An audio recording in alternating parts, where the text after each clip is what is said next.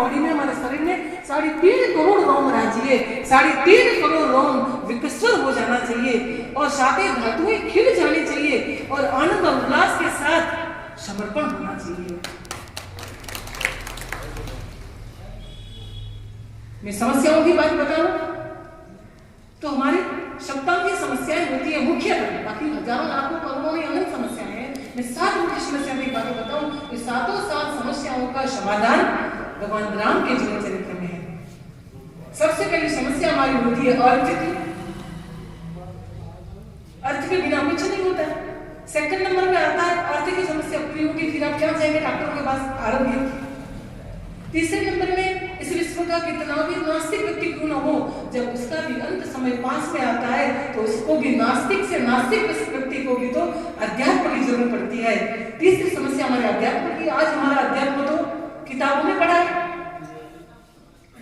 चौथी बात होती है शिक्षा की। शिक्षा की बहुत अच्छी बात, गुरुकुल वगैरह की बात राम की जीवनी में पढ़ी है। का लंबा चौड़ा विस्तार नहीं करना है, मुख्य मुख्य बातें आपको बतानी है। शिक्षा के बाद होता है सौंदर्य, सौंदर्य के बाद होता है ऊर्जा, पर्यावरण। इस सप्तांगी जो हमारी समस्याएं हैं, इस 7 अंगों का निवारण भगवान राम के जीवन चरित्र में है। उस बात को मैं 3 बातों में बताऊं। गोस्वामी तुलसीदास जी ने 3 बातों में बताया। मैं जो 7 बातें बता रही हूं ना, उन्होंने 3 बातों में बताया जो इस 7 समस्याओं का समाधान हो जाए कि जिसको हम चाह रहे कई सालों से, कई सदियों से कि फिर से राम राज्य की स्थापना हो, तो उन 3 का समाधान, उन 7 का सॉल्यूशन हो जाए तो राम राज्य की स्थापना हो जाएगी। मंदिर का निर्माण माने भारत का नवनिर्माण है, कोई छोटी बड़ी बात नहीं है। तुलसीदास जी ने राम राज्य की व्याख्या बताई कैसा होता है राम राज्य। आज भी एक्सपेरिमेंट नहीं है। उन्होंने बताया दैहिक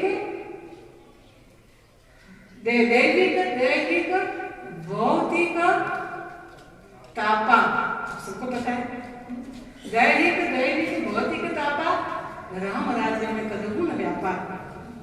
तो इस 7 बातें उसमें अंदर जब 3 चीजें हो, हमारे यहाँ भारत में कोई भूखा न हो, भारत में कोई प्यासा न हो, कोई बेकार न हो, कोई लाचार न हो, कोई बीमार न हो, और आज की मैं बात बताऊं तो कोई किसी में विकार न हो, वो राम राज्य है।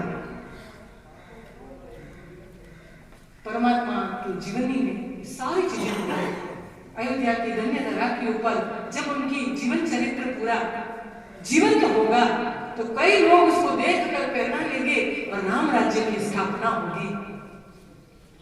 परमात्मा की जीवनी की क्या बात करूं, उनके जीवन की क्या बात करूं।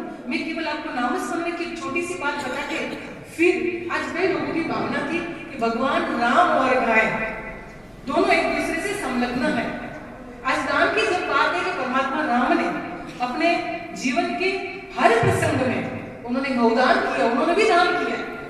मैंने बालिका में बताया था कि जब उन्होंने अयोध्यावासी और अयोध्या का त्याग किया और जब वन की ओर चल पड़े, उस समय उन्होंने साथ में दास दासी शस्त्र, ये तो कुछ सैनिक, ये तो कुछ भी नहीं था, किंतु जब अयोध्या की हद छोड़ी तो भरत का भी त्याग कर दिया।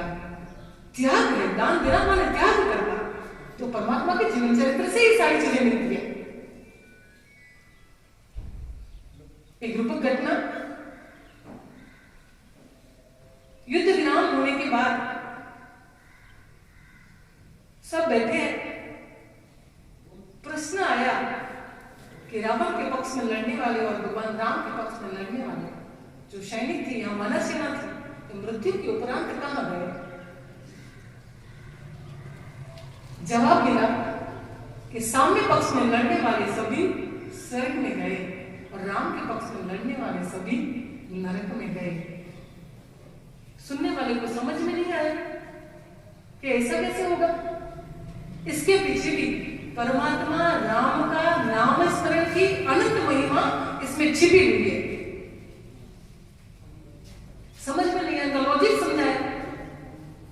उन्होंने बताया कि सामने पक्ष में जो लड़ रहे थे राक्षस, रावण के साथ राक्षस लड़ रहे थे, तो राक्षस किसके लिए लड़ रहे थे? राम को मारने के लिए। किसके लिए? भगवान राम को मारने के लिए। किसके लिए लड़ रहे थे? तो उस रूप में जाते हैं क्या? आपको बैठना है क्या? तब उन्होंने बताया मारने के लिए भी उनके मन में क्या था? राम को मारो, राम को मारो, राम को मारो। क्या था? राम को मारो। मारने की बुद्धि से भी लिया हुआ राम का नाम जो स्वर्ग में पहुंचाता है, तो आज हम इकट्ठे हुए करने के लिए, लोगों को तिराने के लिए एक जहाज, संसार गौशामंदिर के बीच में मंदिर, एक जहाज है, सेतु है, सामने किनारे पहुंचाने के लिए।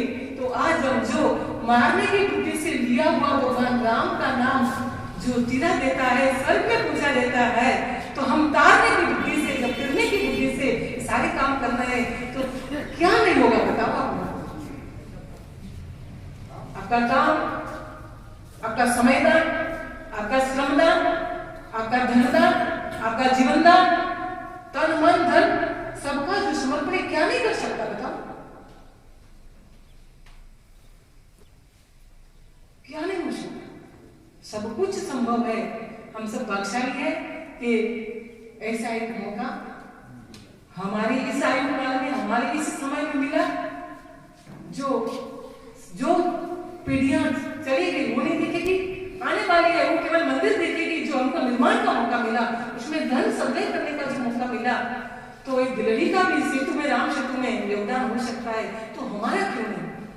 तो आप केवल देखो, एक काम केवल धनदान से नहीं होने वाला है, इसमें श्रमदान भी चाहिए, समयदान भी चाहिए। सबसे पहला महत्व होता है हमारे यहाँ देखो क्या होता है, मैं सब जगह, केवल आपकी बात नहीं, हमारे सबकी, सारे हिंदुओं की बात है कि हमारे यहाँ की 5 लाख 5 करोड़ की 10 करोड़ का भी दान देगा ना, तो उसका हम सम्मान करेंगे। किंतु हम कोई समयदान देगा, जो धनदान है ना, ये तो दोबारा भी आ सकता है, किंतु जो समय गया वो दोबारा भी आ सकता है। जिन्होंने श्रमदान दिया, जिन्होंने समयदान दिया, वो धनदान से भी बहुत कीमती है, तो उसका भी आप मूल्य करेंगे। राम मंदिर निर्माण होगा, उसमें यहाँ में से कई लोग होंगे जो श्रमदान भी देंगे, समयदान भी देंगे, और कई होंगे जो तीनों देंगे, श्रम, समय और संपत्ति। और इससे आगे जरूरत पड़े तो हमारी ये धरती वीर हो गया है। लास्ट हमारे चतुर्मास बार में थे, अभी इस बार तो मैंने न्यूज पेपर पढ़ाई के लिए मंगवाया ही नहीं, न्यूज पेपर आता था, हेडिंग बहुत अच्छा था, कोई नौजवान इस धन्य धरा का शहीद हुआ था, उनकी अंतिम यात्रा चल रही थी, उनका एक दूसरा भाई था, अभी उनका अग्नि संस्कार नहीं हुआ था, और उस समय आंख में आंसू आ गए। वो कटिंग करके न्यूज़पेपर की मैंने साथ में रखी है, मैं नाम गाँव भूल गई हूँ, मेरे को घटना याद है। उस दिन आंख में से आंसू आ गए थे कि कैसी धन्य धरा है इस भारत की, कि एक बेटे का भी अग्नि संस्कार नहीं हुआ है, और ये हमारी वीर भूमि वसुंधरा है, ये राजस्थान की शूरवीरों की धरती है, कि जहाँ धनदान तो बहुत कुछ है, अभी एक बेटे का, जवान बेटे का अग्नि संस्कार नहीं हुआ है, और वहाँ दूसरा बेटा बैग लेकर सरहद के ऊपर रवाना हो गया था। वैसे यहाँ रत्न कुक्षिणी माता है। तो धंधा तो क्या है बख्शाली, 5 करोड़ 10 करोड़ 20 करोड़ कुछ नहीं है। जब हमारे हजारों लाखों सैनिक आपसे घर से गए बख्शालियों, आप दानवीर हो, आप शूरवीर हो, कि जो आज भी अपना सर ऐसे हाथ में लेकर सरहद की रक्षा करते हैं हमारे। तो धन तो कुछ नहीं है, और धन को हम छोड़ के जाने वाले हैं, या तो धन छोड़ के जाएगा, या तो आप उसको छोड़ के जाएंगे, दो में से तो होने वाला ही है। उसको आज आपको मौका मिला है, उसको समर्पण करो। राम राज्य को लाना है तो समर्पण सबका होगा, जरूरत पड़े तो हम संतानों का भी समर्पण करेंगे, केवल तन मन धन नहीं, केवल श्रम, समय और संपत्ति नहीं, जो आज तक हमने किया है। अभी मेरे भाई साहब ने बताया कि 400 साल इतिहास में 4 लाख से अधिक हमारा वीर और वीरांगनाओं ने, महावीरों ने बलिदान दिया है, अपना जीवन दान दिया है। आज उनकी कुर्बानी को हम याद करेंगे, तो उनकी कुर्बानी के सामने हमारा एक धन क्या है? लाख दिया, 2 लाख दिया, 5 लाख दिया, कोई गर्व करने जैसी बात नहीं है भाग्यशाली हो। आप सर्व छवि, आपका संपूर्ण धन, संपूर्ण निधि आप न्यौछावर कर दो ना, तो उनकी तुलना में तो कुछ भी नहीं है। तो आज तो आपकी 3.5 करोड़ रोम राजी विकिश्वर हो जाने चाहिए और इतना आनंद होना चाहिए भाग्यशालियों कि रूम बंद करके डोल लेकर और बजाकर नाचना चाहिए कि जो 400 साल में हमारे पूर्वजों ने, हमारे पुरखों ने नहीं देखा, वो मौका हमको मिल रहा है। रूम बंद करके नाचना चाहिए। परमात्मा राम ने अपने जीवन के हर पहलू में, हर प्रसंग में उन्होंने कुछ न कुछ दान दिया है। महादान शूरवीर थे। काफी लोगों की इच्छा थी, क्योंकि मैंने मेरा पूरा जीवन गाय के लिए समर्पित किया है, तो हमने भगवान कृष्ण और गाय, भगवान राम और गाय, भगवान स्वामीनारायण और गाय, भगवान बुद्ध और गाय, भगवान महावीर और गाय, भगवान आदिनाथ और गाय, ऐसे एक पूरा उसकी महिमा के साथ उसको जोड़ा है। जब परमात्मा राम के लिए हमने शास्त्रों का अध्ययन किया, तब पता चला कि भगवान राम के जीवन में पगले पगले के ऊपर, पैर पैर के ऊपर 2 महिमा है, किंतु उनमें से अभी समय को देखते हुए मैं 9 प्रसंग है जो अखंड आकर, वो मैं आपको आज बताऊंगी कि भगवान राम बता रहे हैं कि गाय के बिना राम राज्य नहीं आ सकता है, बिल्कुल ही नहीं। कोई भी उत्तम पुरुष, मैं वहां से लूंगी पुरखों से, रघुवंश के निर्माण में भी क्या है, गाय है। एक उत्तम पुरुष को जब इस धरती के ऊपर लाना है, उसको अवतरण करना है, तो उसके लिए कुल भी तो उत्तम चाहिए। रघुकुल की स्थापना में, रघुकुल के निर्माण में, इसकी वंश परंपरा में भी महिमा किसकी है, गाय की है। आप सब विदित हो उस घटना से। जब हमने संस्कृत पढ़ रहे थे तब पंचकाव्य पढ़ना जरूरी था। हमने रघुवंश भी पढ़ा, कालिदास ने लिखा, 5 सर्ग पढ़े, उसमें बहुत बड़ी अच्छी गौ महिमा भगवान राम के साथ बताई है। महाराजा देव और दोनों महाराजा और रानी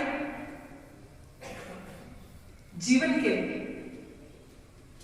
चतुर्थ भाग में प्रवेश कर चुके थे, किंतु वंश परंपरा के चलाने वाला कोई था नहीं।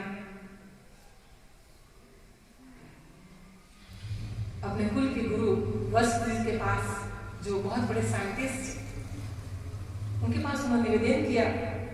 उन्होंने बताया कि आप राजपाट को छोड़कर आश्रम में पधारे और नंदिनी की सेवा करें।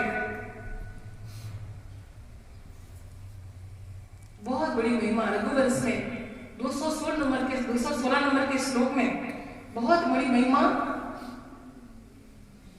दिलीप राजा ने और उनकी महारानी ने कैसे सेवा की ना, उसकी बहुत बड़ी महिमा बताई है।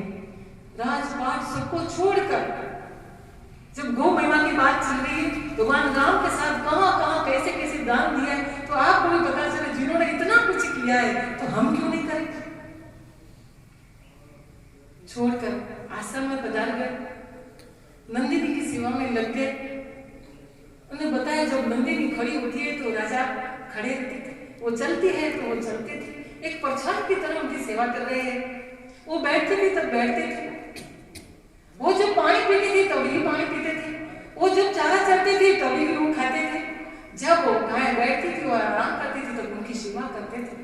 सेवा करते करते सुदक्षिणा महारानी और दिलीप राजा की सेवा से प्रसन्न होकर उनकी परीक्षा करने के लिए उन्होंने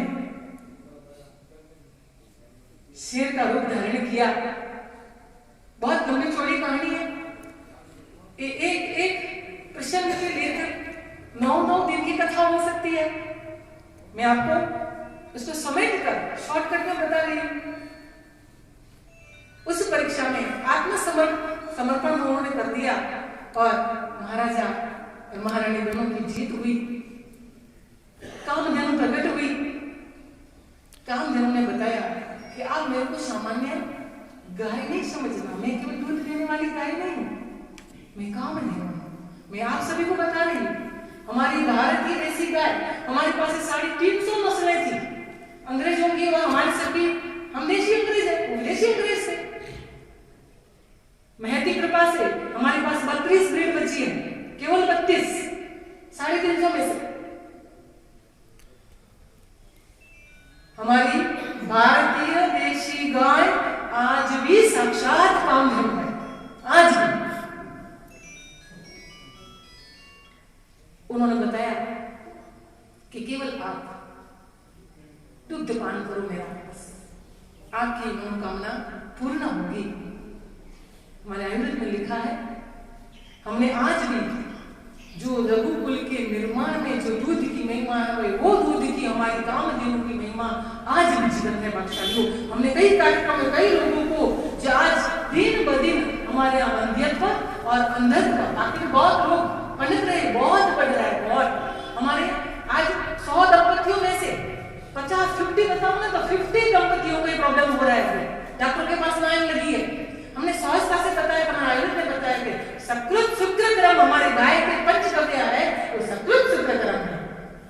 उन्होंने बछड़े के दूध पीने के बाद केवल दुग्ध पान किया और रघुकुल की स्थापना करने वाले एक वीर पुरुष दिलीप राजा के वहां पधारे, जो रघुकुल की जीवन स्थापना की। रघु राजा का जन्म हुआ, पुत्र प्राप्ति हुई। मैं शॉर्टकट में बता रही हूँ। ये नंबर 1 ये वहां फिर रघुकुल का निर्माण हुआ, जहां से तो रघुकुल के निर्माण में तो क्या पड़ा है, गौ महिमा। क्या है, गौ महिमा। जो गाय नहीं होती, दिलीप राजा गाय की सेवा नहीं करते, तो रघु राजा का अवतरण नहीं होता, भगवान राम का भी अवतरण नहीं होता। तो उनकी वंश परंपरा में भी तो गाय है नंबर 1। नंबर 2 सेम स्थिति महाराजा दशरथ और महारानी कौशल्या जी की थी। जीवन के चतुर्थ भाग में उन्होंने प्रवेश कर लिया था। उन्होंने फिर से वशिष्ठ मुनि को निवेदन किया कि कुल के चलाने वाला कोई नहीं है। उन्होंने किया कि आप पुत्र कामेष्टि यज्ञ करो। पुत्र कामेष्टि कोई भी यज्ञ हो, गाय के बिना संभव है भाग्यशाली। एक भी यज्ञ संभव है। यज्ञ किया, पुत्र कामेष्टि यज्ञ के फल स्वरूप भगवान राम माता कौशल्या जी के उदर में पधारे। जैसे ही मैं भगवान गौ महिमा भगवान राम की बात कर रही हूँ, जैसे ही महाराजा दशरथ को पता चला, भाग्यशालियों वाल्मीकि रामायण में लिखा हुआ है कि उन्होंने 10 लाख गायों का दान किया। कितना? 10 लाख गायों का दान किया। वो परंपरा कंटिन्यू जारी रही। शुभ दिन, शुभ मुहूर्त, शुभ वेला, शुभ घड़ी, शुभ क्षण में परमात्मा राम का 9 मास पूर्ण होते हुए इस धरती के ऊपर अवतरण हुआ। जब उनका गर्भ का भी बहुत बिना महिमा हमारे शास्त्रों में पड़ी है। उनका जो संवर्धन हुआ ना गर्भ में भी, तो गाय का दूध और चावल माने खीर से हुआ, शास्त्रीयता से हुआ। उसमें बहुत लंबा चौड़ा इतिहास है, बहुत बड़ा साइंस है। समय की मर्यादा से मैं वो नहीं बताने जा रही हूँ। और परमात्मा राम के जन्म समय भी महाराजा दशरथ ने 10,000 गायों का दान किया। आई ना दान की बात। आज हम दान के लिए इकट्ठे हुए, धनदान से समर्पण करने के लिए इकट्ठे हुए। तो गोधन तो हमारा सर्वस्व धन है। हमारे महाभारत में बताते अष्ट ऐश्वर्यमय लक्ष्मी वसति गोमय। गाय में नहीं, केवल गोबर में बताया उन्होंने।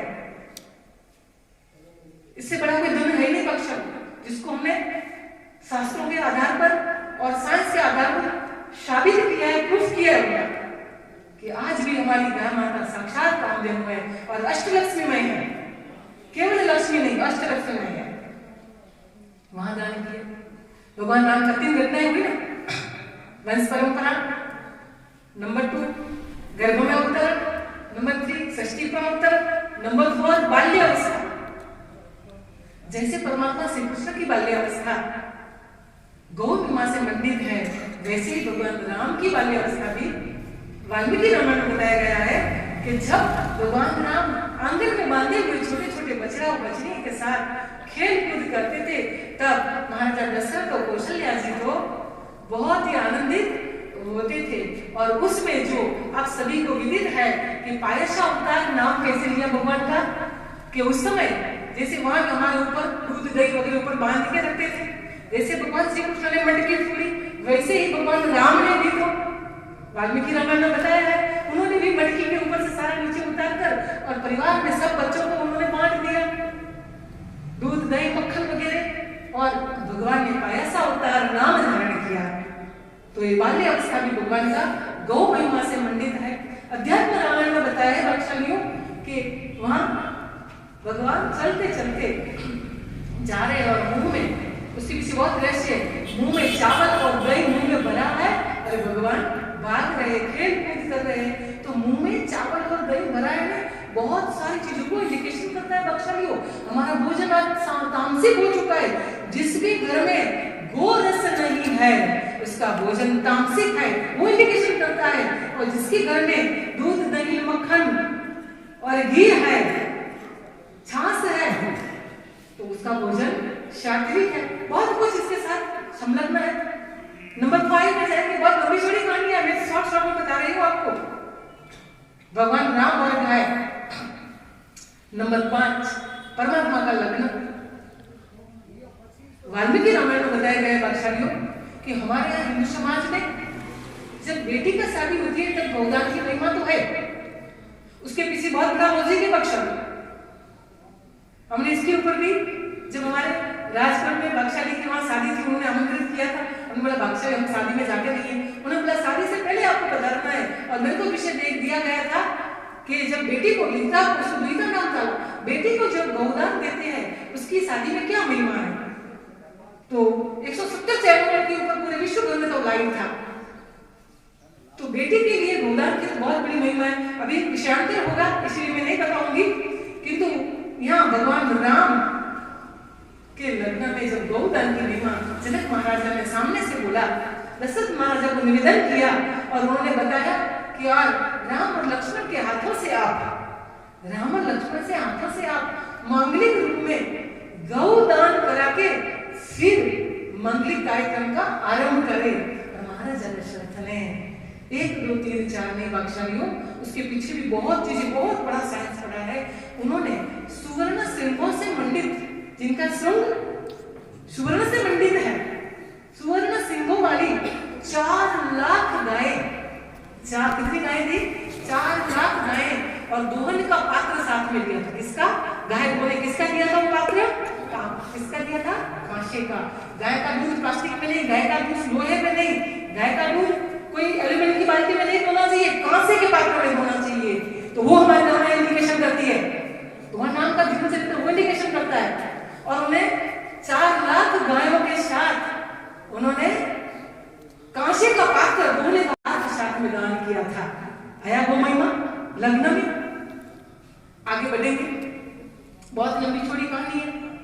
परमात्मा राम का वन विहार, वन यात्रा थी, वनवास नहीं था, हम उसको वन यात्रा बोलते, वन विहार था। जब भगवान राम की अयोध्या से ये यात्रा निकली थी, अयोध्या नगरवासी एक भी घर में नहीं था, फिर भी वो कैसे कम भागी होते हैं। आप सब विदित है, त्रिजट ब्राह्मण, उसको पता नहीं था कि भगवान राम वन में पधार रहे हैं। बहुत दरिद्र था, बहुत दुखी था, सारे अयोध्यावासियों की आंखों में आंसू था। उस समय भगवान हीरा मोती सोना चांदी का तो दान किया, गायों का भी दान किया, किंतु त्रिजट ब्राह्मण जब भगवान राम के चरणों में आए, पत्नी ने बोला तब राम के पास जाओ। जब भगवान राम के चरणों में बोला प्रभु मैं बहुत दुखी हूँ, उन्होंने बोला कि एक डंडा बनाया, डंडा वो लकड़ी है, और लकड़ी आपकी जहां तक जाए वहां तक की सारी गायें आपकी।